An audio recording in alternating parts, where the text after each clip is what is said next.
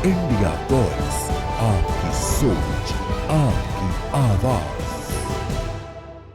नमस्कार, आपका बहुत स्वागत है इंडिया वॉइस पे। मैं हूं आपके साथ समृद्ध मिश्रा। बुलेटिन की शुरुआत करते हैं पहली खबर के साथ, जो फिलहाल सामने निकल के आ रही है। आपको बता दें कि देहरादून बार एसोसिएशन वकीलों का घेराव जो है, ये फिलहाल खबर सामने निकल के आ रही है। आपको बता दें किस तरीके से यहां पर 22 दिसंबर को घंटाघर पर प्रदर्शन का ऐलान किया गया है।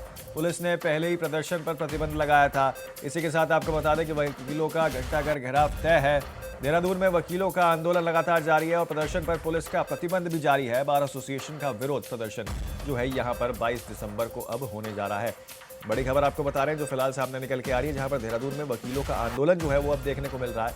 देहरादून बार एसोसिएशन वकीलों का घेराव जो है वो करने जा रहा है। इसी के साथ आपको बता दें कि 22 दिसंबर को घंटाघर पर प्रदर्शन का ऐलान किया गया है। इसी के साथ आपको बता दें कि वकीलों का घंटाघर घेराव यहां पर तय बताया जा रहा है। एक बार फिर से जो है यहां पर आर पार की टकरार और आमने सामने जो है यहां पर वकील आते हुए नजर आ रहे हैं, जिसके बाद यहां पर घंटाघर घेराव की ओर से यहां पर उन्होंने ऐलान किया है। आपको बता दें कि 22 दिसंबर को घंटाघर पर प्रदर्शन का ऐलान किया गया है और इसी के साथ आपको बता दें किस तरीके से वकीलों का घंटाघर घेराव जो है वो लगभग तय माना जा रहा है। देहरादून में वकीलों का आंदोलन जो है वो अब तेज हो चला है और उग्र हो चला है, जिसके बाद अब देहरादून बार एसोसिएशन वकीलों का घेराव, अब इसकी खबर फिलहाल सामने निकल के आ रही है। तारीख जो है वो 22 दिसंबर जो है उधर की है कि शासन प्रशासन या सरकार जीरो जोन घोषित करे, पर्यटन सीजन को देखते हुए करे, जैसे मर्जी करे, पर हमारी पीड़ा को कौन समझेगा? हमारी पीड़ा को न शासन समझ रहा, न प्रशासन समझ रहा, न हमारे सरकार समझ रही है। तो जीरो जोन तब होगा कि भैया अगर हमें कहीं घूमने जाना पड़े, हमें तो 1 सवा महीना हो गया हड़ताल पे बैठे हो, हम पे तो एक पैसा नहीं है, हम कहाँ घूमने जाए? तो हम पे तो घंटाघर के अलावा कोई घूमने की जगह भी नहीं बचती। हम वहीं पे बैठे रहेंगे सुबह शाम तक, देखते रहेंगे कि क्या चल रहा है क्या नहीं चल रहा है। न हम शासन को देख के डरेंगे, न पुलिस प्रशासन को देख के डरेंगे, न हम सरकार को देख के डरेंगे। ये तो हमने अगर एक निर्णय ले लिया है तो इस निर्णय से पीछे नहीं हटेंगे। सरकार अगर हमारी बात मान ले और हमारे माननीय मुख्यमंत्री हमारे बीच में आ जाएं तो उनका स्वागत है। भव्य यात्रा निकलेगी, तिरंगा यात्रा निकलेगी और उनके जिंदाबाद के नारे लगेंगे। और अगर सरकार हमारी बात नहीं मानती है तो घंटाघर के अलावा हम पे कोई और वो नहीं है। और फिर तब भी नहीं मानेगी तो फिर ये प्रदर्शन उग्र भी होगा। और क्योंकि ये संसद में भी ये बात उठा चुके हैं हमारे चंद्रशेखर जी जो सांसद हैं, संसद में भी ये बात उठ चुकी है। आज अधिवक्ताओं के साथ सौतेला व्यवहार क्यों हो रहा है और वादकारियों के लिए क्या सरकार कर रही है, क्या न्यायपालिका कर रही है? अगर सरकार भी दोषी है तो हमारी न्यायपालिका भी उतनी दोषी है इस मामले में कि उन्होंने वादकारियों के लिए क्या सुविधाएं उत्पन्न करी। क्योंकि वादकारी न हो तो फिर तो जजों की भी जरूरत ही नहीं है, और वादकारी न हो तो फिर तो वकीलों की भी जरूरत ही नहीं है। फिर किसके लिए वकील और किसके लिए जज? तो किसी के लिए कोई सुविधा नहीं है। और हम अधिवक्ता समाज का उत्पीड़न हो रहा है, इस तरीके से हमारे बर्दाश्त नहीं होगा इन चीजों को लेकर। सड़क में आए मेरे अधिवक्ता साथियों, अधिक जानकारी ले लेते हैं। हमारे साथ हमारे संवाददाता देहरादून से अभय कैंतुरा फोन लाइन पर जुड़ चुके हैं। अभय, क्या पूरा मामला बताया जा रहा है? अब जो है यहाँ पर आर पार की टकरार देखने को मिल रही है और 22 दिसंबर को घंटाघर घेराव करने की बात सामने निकल के आ रही है। जी बिल्कुल, इसे इस रूप में समझ सकते हैं कि लगभग जो गृह सचिव की तरफ से जो आश्वासन यहाँ पर दिया गया था, जिस लिखित आश्वासन पर अधिवक्ताओं ने अपना धरना जो था वो उसको स्थगित करने का काम यहाँ पर किया था, उस लिखित आश्वासन का समय पूर्ण होने वाला है। ऐसे में अब भी अगर सरकार की तरफ से कोई उचित निर्णय यहाँ पर नहीं लिया जाता है, अधिवक्ताओं की जो मांगे थी उन मांगों पर कोई ठोस कार्रवाई नहीं होती है, तो फिर ये समझा जा सकता है कि आगामी 22 दिसंबर से जो अधिवक्ता होंगे वो राजधानी देहरादून का जो दिल कहा जाता है, जो घंटाघर कहा जाता है, सेंटर प्लेस कहा जाता है, वहां पर धरना प्रदर्शन करते नजर आएंगे। और फिर उनके धरना प्रदर्शन से ही कई चीजें जो है वो यहाँ पर अव्यवस्थित होती नजर आएगी। सबसे बड़ी जो मुश्किल होगी वो पुलिस प्रशासन के सामने ट्रैफिक व्यवस्था को सुचारू रूप से रखने की वहां पर होगी, क्योंकि अगर अधिवक्ता लोग धरना प्रदर्शन वहां पर घंटाघर पर करते हैं तो ऐसे में जो ट्रैफिक है वो पूरी तरीके से बाधित वहां पर होगा और कई मार्गों को जाने वाले जो लोग होंगे वो भी परेशान होते हुए नजर आएंगे। ऐसे में अधिवक्ताओं ने तो सीधी आर पार की लड़ाई का ऐलान यहाँ पर कर दिया है। अब निर्णय सरकार को यहाँ पर लेना है कि जो अधिवक्ताओं की जो मांग थी जिस मांग पर ये कह सकते हैं कि लिखित आश्वासन उन्हें दिया गया था कि कैबिनेट में उनकी मांगों को लेकर प्रस्ताव लाने का काम वहां पर किया जाएगा, उस पर पूर्व की जो कैबिनेट रही है उस पर कोई मांग वहां पर नहीं हो पाई है। लेकिन जल्द ही जो कैबिनेट है उसको लेकर सरकार क्या कुछ निर्णय यहाँ पर लेती है वो देखने वाली बात यहाँ पर होगी। लेकिन इतना जरूर कहा जा सकता है कि अधिवक्ता अब सरकार से सीधी आर पार की लड़ाई का ऐलान यहाँ पर कर चुके हैं अगर उनकी मांगे पूरी नहीं होती है। अधिवक्ताओं की प्रमुख मांग यही है कि जो देहरादून में जो कोर्ट का जो नया परिसर बना है उस परिसर में जो अधिवक्ताओं के जो चैम्बर होंगे उन चैम्बरों के जो दाम है वो उसको न्यूनतम रखने का काम वहां पर किया जाए ताकि अधिवक्ता सीधे तौर पर वहां पर अपना चैम्बर बना सके, अपने काम वहां से व्यवस्थित तरीके से चला सके। इसके अलावा उनकी कई तरीके की और मांगे यहाँ पर है प्रमुख तरीके से, उस पर भी सरकार की तरफ से लिखित आश्वासन पूर्व में उन्हें यहाँ पर दिया गया था। लेकिन लगभग 1 माह का समय पूर्ण होने वाला है, ऐसे में ये समझा जा सकता है कि अधिवक्ताओं की मांग अभी भी अधूरी सी यहाँ पर लटकी नजर आ रही है। जी अबे देखिए, क्योंकि यहाँ पर लगातार वकील ये कह रहे हैं कि हमारी मांगे जो है उनको सुना नहीं जा रहा है, सिर्फ आश्वासन दिया जा रहा है, लेकिन उस पर धरातल पर कोई भी चीज़ें जो है दिखते हुए नजर नहीं आ रही हैं। एक और चीज़ देखिए इसमें गौर करने वाली ये भी है कि देहरादून, क्योंकि अब देखिए छुट्टियों का सीजन चालू होने वाला है तो भारी संख्या में बाहर के लोग जो हैं वो भी देहरादून में आएंगे या आसपास के जो बाकी शहर हैं, चाहे मसूरी हो, देहरादून होते हुए ही जाएंगे। ऐसे में घंटाघर होते हुए अगर वहाँ देखा जाए, पुलिस के लिए एक बहुत बड़ी समस्या इस चीज़ को लेकर है कि वहाँ पर जो है सुचारू ट्रैफिक व्यवस्था हो सके। और इसी को लेकर कहीं ना कहीं देखिए पिछले दिनों बयान भी सामने आया था कि देखिए अगर कोई भी उल्लंघन करते हुए पाया जाता है तो उसके खिलाफ सख्त कार्रवाई होगी। तो अब कहीं ना कहीं देखिए जो न्याय का पालन करते हैं, जो न्याय का पालन करवाते हैं, दोनों अब आपने सामने दिखते हुए नजर आ सकते हैं। बिल्कुल इसे इस रूप में समझ सकते हैं कि पुलिस प्रशासन के सामने चुनौती दोहरी रहने वाली है, क्योंकि जो ये कह सकते हैं कि पुलिस प्रशासन में जो नियमों का जो उल्लंघन करते हैं उनके लिए जो सजा का जो प्रावधान यहाँ पर रखता है उसका पालन करवाने का काम या सजा दिलवाने का काम अधिवक्ताओं की तरफ से यहाँ पर किया जाता है। लेकिन वही अधिवक्ता सड़कों पर उतरते हुए नजर यहाँ पर आ रहे हैं। उनकी तरफ से 1 घंटा घर पर धरने का ऐलान यहाँ पर कर दिया गया है, जबकि देहरादून पुलिस की तरफ से पहले ही यहाँ पर निर्देश जारी कर दिए गए हैं, आदेश बाकायदा यहाँ पर जारी कर दिया गया कि किसी भी प्रकार से जो ये कह सकते हैं कि शीतकालीन जो सीजन यहाँ पर शुरू हो रहा है, चाहे वो आपके क्रिसमस का सीजन हो या फिर 31st के लेकर यहाँ पर आने वाले पर्यटक हों या पर्यटकों में हिल स्टेशन की ओर जाने वाले जो सैलानी हैं, उनको किसी भी प्रकार से कोई परेशानी ना हो, उसके लिए बाकायदा जो धरना प्रदर्शन यहाँ पर शहर में होते थे उस पर रोक लगाने का काम पुलिस की तरफ से यहाँ पर किया गया है। लेकिन अब अधिवक्ताओं की तरफ से जो ऐलान यहाँ पर किया गया है तो वो पुलिस प्रशासन की चुनौती बढ़ाने वाला ऐलान यहाँ पर कहा जा सकता है और पुलिस प्रशासन की मुश्किलें बढ़ने वाली है। निर्णय उत्तराखंड शासन को यहाँ पर लेना है, सरकार को यहाँ पर लेना है कि अधिवक्ताओं की मांग पर क्या कुछ यहाँ पर निर्णय लिया जा सकता है, क्या ठोस का। चलिए, बहुत शुक्रिया अभी आपका तमाम जानकारी हमारे साथ इस विषय पर साझा करने के लिए। नजर जो है आप इस पूरी खबर पर बनाए रखें। अगली खबर का रुख करते हैं, आपको बता दें कि देहरादून में शीतकालीन चारधाम यात्रा शुरू होने जा रही है। श्रद्धालुओं की संख्या लगातार बढ़ती जा रही है। सीएम धामी ने बोला है कि पर्यटन पूरे साल जारी रहेगा, यात्रा से जुड़े लोगों को रोजगार मिलेगा, पर्यटन से लोगों की आजीविका सुरक्षित होगी। यात्रा को बढ़ाने की सूझ और सोच के साथ यहाँ पर कदम जो है देवभूमि में उठाए जा रहे हैं। तो आपको बता दें देवभूमि शीतकालीन यात्रा का उत्साह जो है वो फिलहाल देखते हुए नजर आ रहा है। आपको बता दें किस तरीके से सीएम धामी ने साफ तौर पर कहा है कि पर्यटन पूरे साल जारी रहेगा और इसी के साथ शीतकालीन चारधाम यात्रा जो है वो शुरू होने जा रही है, जिसके बाद अब यहाँ पर भारी संख्या में लोग आते हुए नजर आ सकते हैं। श्रद्धालु की संख्या जो है वो लगातार बढ़ती हुई जा रही है। श्रद्धालु की संख्या में इजाफा जो है वो देखने को मिल सकता है। देवभूमि में शीतकालीन यात्रा का उत्साह जो है वो देखने को मिल रहा है। सीएम धामी ने यह भी कहा है कि देखिए इससे कहीं ना कहीं रोजगार जो है उस पर भी असर पड़ेगा, ज्यादा रोजगार के अवसर यहाँ पर लोगों को मिलते हुए नजर आ सकते हैं। लेकिन इसी के साथ ये भी कहा है कि यात्रा से जुड़े लोगों को रोजगार तो मिलेगा ही, लेकिन साथ ही यात्रा सुचारू रूप से पूरे समय चालू रहेगी। देहरादून में शीतकालीन चारधाम यात्रा संचालित हो चुकी है और श्रद्धालुओं की संख्या लगातार बढ़ती जा रही है। मुख्यमंत्री पुष्कर सिंह धामी ने कहा है कि राज्य में पर्यटक पूरे साल जारी रखना है ताकि इससे जुड़े लोगों को निरंतर रोजगार और आजीविका मिलती रहे। उन्होंने ये भी बताया है कि इसी सोच के तहत यात्रा को बढ़ाया जा रहा है। चारधाम यात्रा न केवल धार्मिक दृष्टि से महत्वपूर्ण है बल्कि ये पर्यटक क्षेत्र और स्थानीय अर्थव्यवस्था के लिए भी काफी ज्यादा लाभकारी है। श्रद्धालुओं की सुरक्षा और सुविधाओं का विशेष ध्यान रखा जा रहा है। यात्रा के दौरान साफ सफाई और पर्यावरण संरक्षण पर भी जोर दिया जा रहा है। बड़ी खबर फिलहाल जो आपको बता रहे हैं, जो सामने निकल के आ रही है, जहां पर आपको बता दें कि श्रद्धालुओं की संख्या में लगातार इजाफा देखने को मिल रहा है और लगातार बढ़ती भी जा रही है यहाँ पर श्रद्धालुओं की संख्या।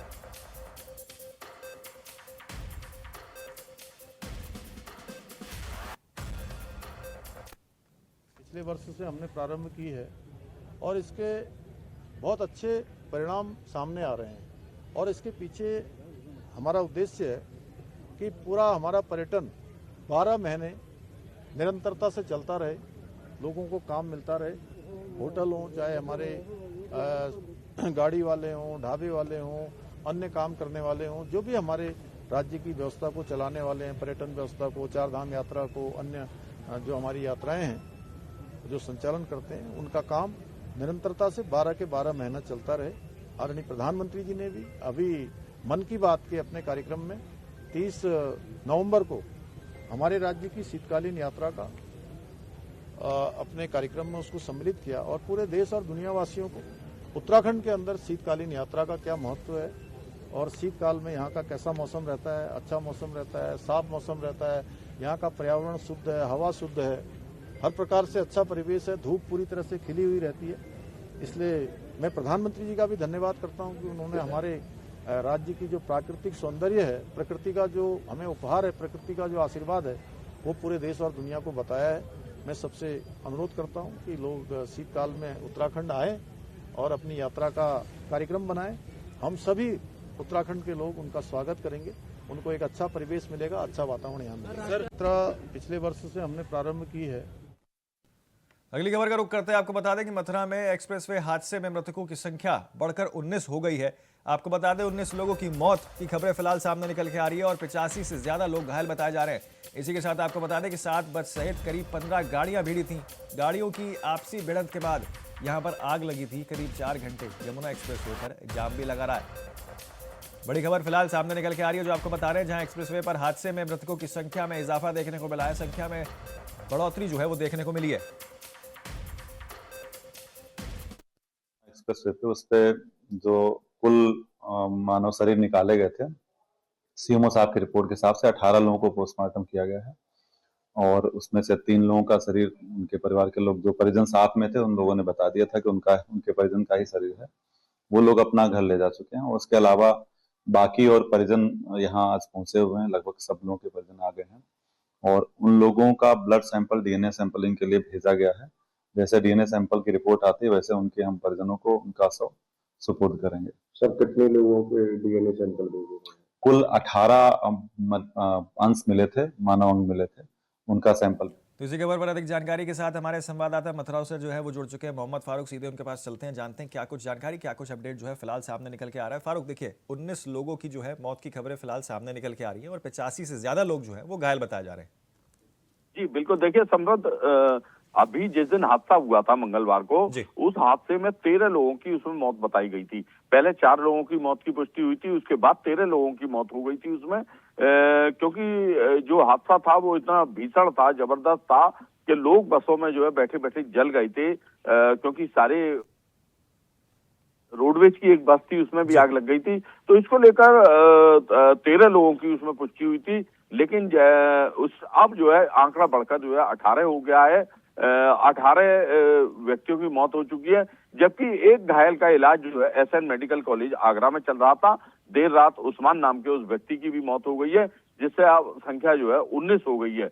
यानी 19 लोगों को की इसमें मौत हुई है, जिसमें अब लोगों का डीएनए टेस्ट किया जा रहा है और उनके जो परिजन हैं उनसे डीएनए लेकर टेस्ट किया जा रहा है, क्योंकि डीएनए जब तक नहीं मिलेगा तब तक जो है समृद्ध इसमें जो है जांच नहीं हो पाएगी और परिजनों को जो है कुछ जो डीएनए मैच कर गए हैं उनके जो है सब दे दिए गए हैं और उनकी डेड बॉडी को जो है रवाना यहाँ से कर दिया गया है। बाकी के जो है डीएनए की रिपोर्ट आएगी, उसके बाद में उनके जो है डेड बॉडी मिलेंगी और रिपोर्ट आने के बाद खुद एडीएम एफएंड आपने बताया है कि इसमें 18 जो डेड बॉडीज हैं उनका पोस्टमार्टम हो चुका है और एक जो है आगरा एसएन मेडिकल कॉलेज में उनकी मौत हो गई है, उस्मान नाम के व्यक्ति हैं। तो ये कुल मिलाकर संख्या अब 19 हो गई है और बहुत विभत्स हादसा था। इस विभत्स हादसे पर डीएम ने एक जांच कमेटी का गठन कर दिया है। जांच कमेटी में एडीएम प्रशासन और तमाम अधिकारी उसमें लिए गए हैं, खुद यूपी ईडा के, और जिस तरीके से यमुना एक्सप्रेस वे अथॉरिटी के जो अधिकारी हैं उनको भी शामिल किया गया है, पीडब्ल्यूडी के इंजीनियर्स को शामिल किया गया है और वो जांच कर रहे हैं कि किन कारणों से ये मतलब इतना बड़ा हादसा हुआ है, क्योंकि बड़ा विभत्स और जबरदस्त हादसा हुआ है। इस हादसे को लेकर जिला प्रशासन पूरी तरीके से सतर्क है। हर चीज की बारीकी से जांच करी जा रही है और देखा जा रहा है कि यह हादसा, और सबसे बड़ी बात है कि यहाँ पर जो ब्लैक स्पॉट है, उन ब्लैक स्पॉटों को भी यमुना एक्सप्रेस वे के देखा जा रहा है कि कहाँ कहाँ जो है हादसे होते हैं और उन हादसों को किस तरीके से रोका जा सकता है। उन पर जो है स्क्रैचेस लगा के या जिस तरीके से जो है जो रोड सेफ्टी पॉइंट्स होते हैं, उन रोड सेफ्टी पॉइंट्स को लगाकर सूचनात्मक बोर्ड लगाकर इनको सबको जो है रोकने का जिला प्रशासन द्वारा लगातार अब प्रयास किया जा रहा है। कमेटी खुद लगातार जांच कर रही है। कल कमेटी ने कई बार भ्रमण किया है यमुना एक्सप्रेसवे का और उस क्षेत्र को भी समृद्ध देखा है जहां इतना बीभत्स हादसा हुआ है। जी बिल्कुल, देखिए विभत्स हादसा तो जरूर है। ऐसे में देखिए फारूक, मैं आपसे ये भी जानना चाहूंगा क्योंकि 85 लोग जो है वो अभी फिलहाल घायल बताए जा रहे हैं, उनकी किस तरीके से हालत यहाँ बताई जा रही है और साथ ही स्वास्थ्य विभाग की ओर से अब किस तरीके से देखरेख और किस तरीके का औपचारिक बयान सामने आया? देखिए सम्राट, जो लोग घायल हैं और जो घायल हैं उनकी छुट्टी कर दी गई है, क्योंकि जो गंभीर हैं उनको आगरा एसएन मेडिकल कॉलेज भेज दिया गया है। कुछ घायल प्राइवेट अपना इलाज करा रहे हैं और कुछ लोगों की जो है छुट्टी कर दी गई है। जिला अस्पताल और 100 सैया अस्पताल जो संयुक्त जिला चिकित्सालय है वहां से छुट्टी हो गई है। सीएससी बलदेव से छुट्टी हो गई है। अब घायलों को जो है उनके गंतव्य तक पहुंचाने का प्रशासन काम कर रहा है, क्योंकि जो कुछ लोग हैं वो अपना प्राइवेट भी इलाज कराना चाहते हैं। हालांकि जो लोग हैं वो ये यहाँ के इलाज से संतुष्ट नजर आए। हमने बात भी करी थी तो उन्होंने कहा कि हम इलाज से संतुष्ट हैं, लेकिन अपने घर को भी वो जाना चाहते हैं। तो प्रशासन जो है उनके घर को रवाना कर रहा है जिससे कि वो अपना प्राइवेट इलाज भी करा सके, क्योंकि अपने गंतव्य तक भी उनको जाना है। उधर स्वास्थ्य विभाग की पूरी टीमें भी लगी हुई हैं, सीएमओ सीएमएस वगैरह सारे लगे हुए हैं।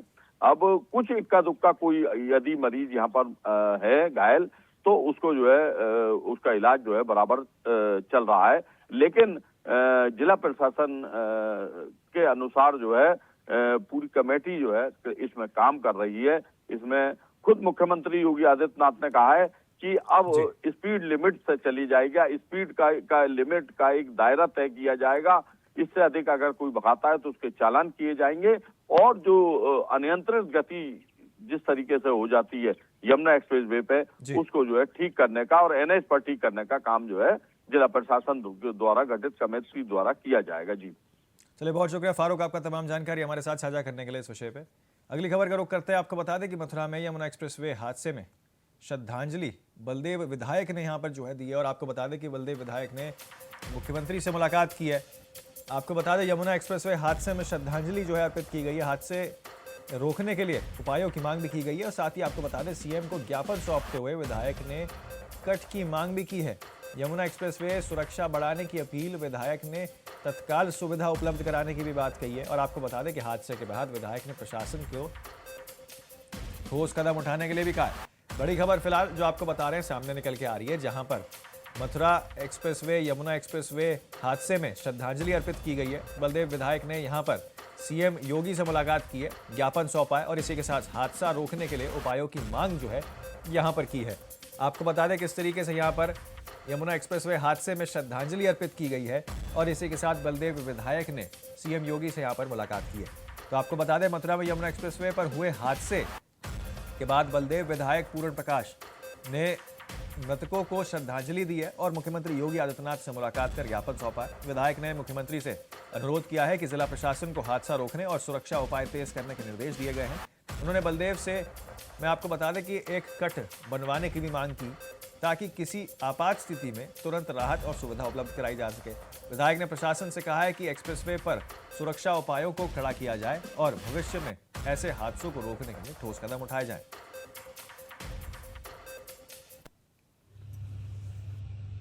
16 दिसंबर मथुरा में जो विवश एक बहुत ही हृदय विदारक घटना घटी है।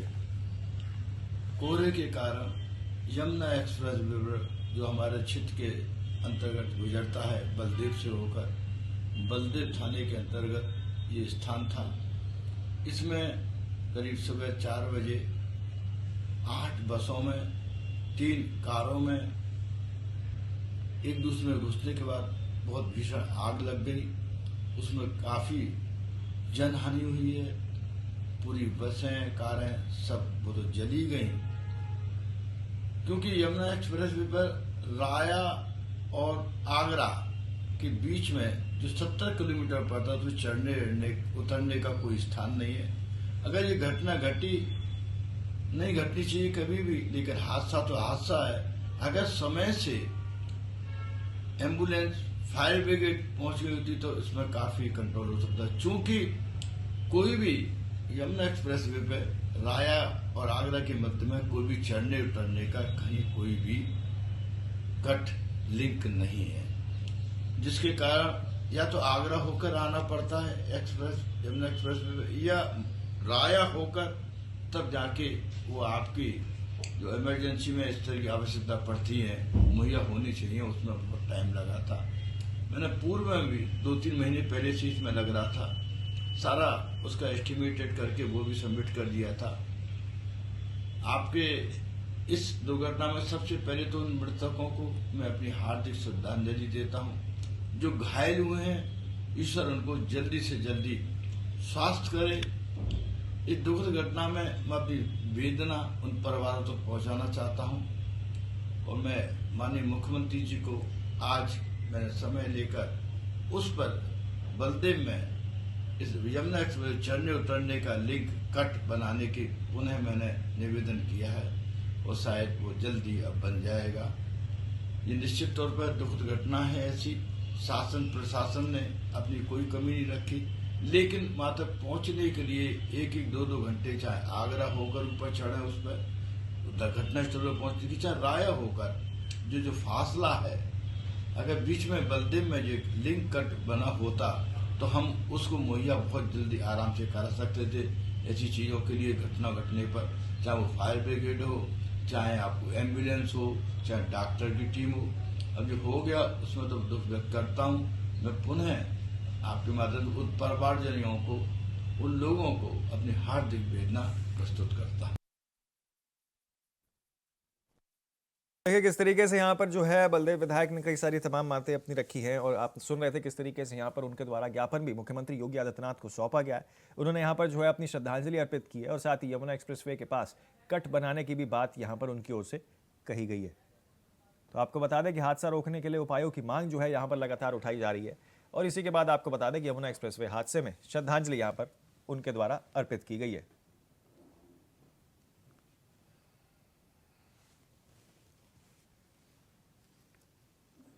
हमारे साथ विधायक पूरन प्रकाश जो हैं वो जुड़ चुके हैं फोन लाइन पे, सीधे उनके पास चलते हैं, जानते हैं। पूरन जी, देखिए यहाँ पर जो है आपने कल मुख्यमंत्री से मुलाकात की है, ज्ञापन सौंपा है, क्या कुछ जानकारी, किस तरीके की वार्ता रही, और कौन कौन से विषयों पर यहाँ पर खास तौर पर चर्चा हुई है, ताकि ऐसे हादसे जो आए दिन देखने को मिलते हैं वो ना हो?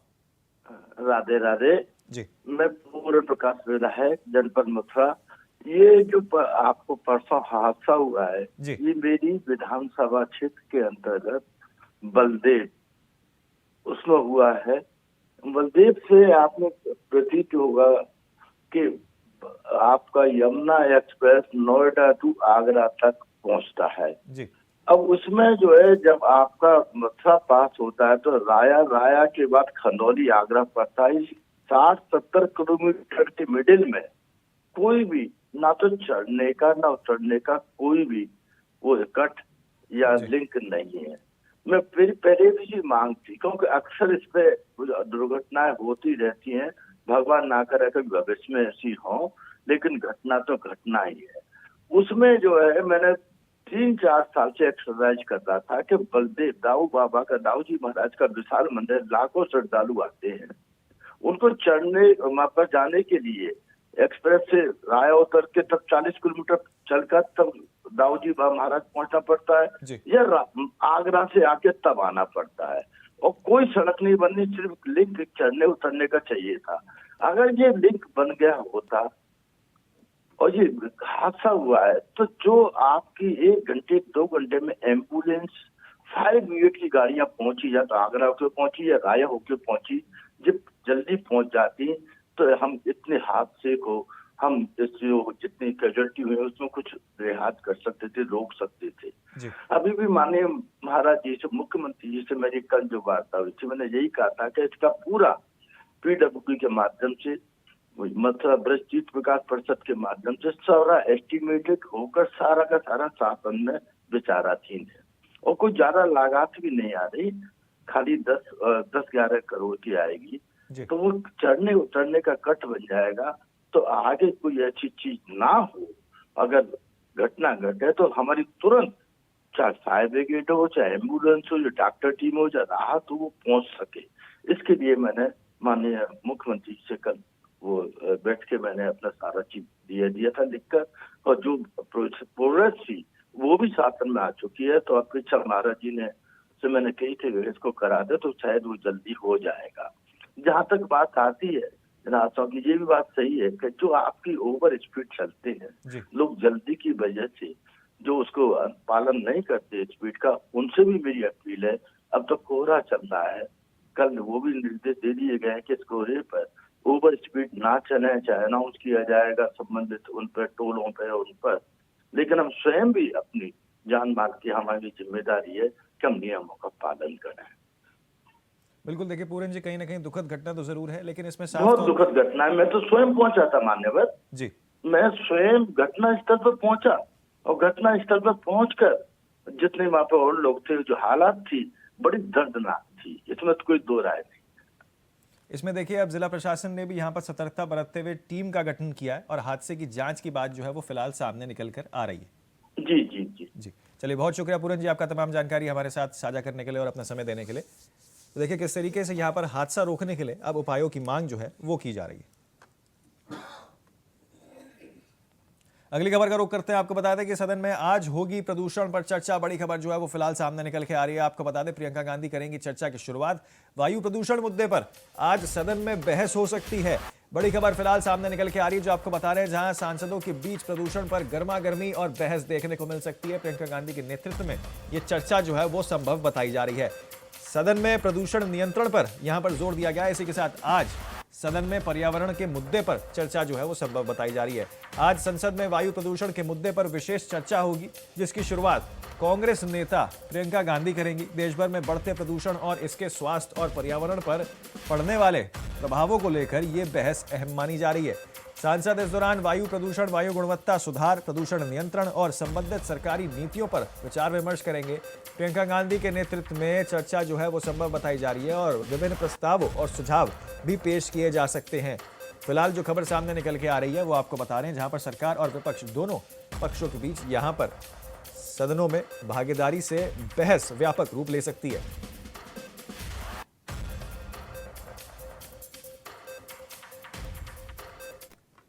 तो फिलहाल के लिए इस बुलेटिन में मेरे साथ इतना ही, लेकिन बाकी तमाम खबरों और अपडेट्स के लिए आप बने रहें और देखते रहें सिर्फ इंडिया वॉइस।